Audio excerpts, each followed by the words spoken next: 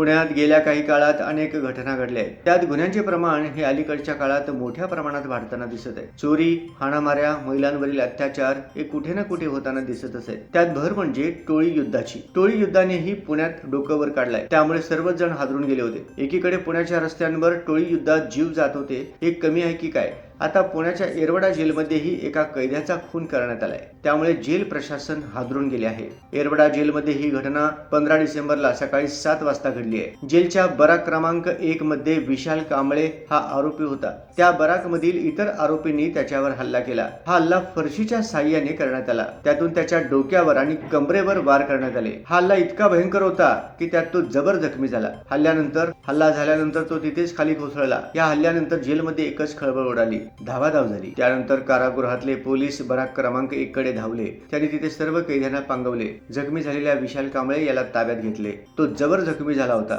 त्यामुळे त्याला तातडीनं रुग्णालयात हलवण्यात आले. ससून रुग्णालयात त्याला उपचारासाठी दाखल करण्यात आले. तिथे त्याच्यावर गेल्या 4 दिवसापासून उपचार सुरू होते. मात्र शुक्रवारी त्याचा रुग्णालयातच उपचारादरम्यान मृत्यू झाला. त्याच्यावर त्याच्याच बराक मध्ये असलेल्या आकाश चंडालिया आणि दीपक रेड्डी या 2 आरोपींनी हल्ला केला होता. त्यांच्यात नक्की वाद कशामुळे झाला हे अजूनही समोर आले नाही.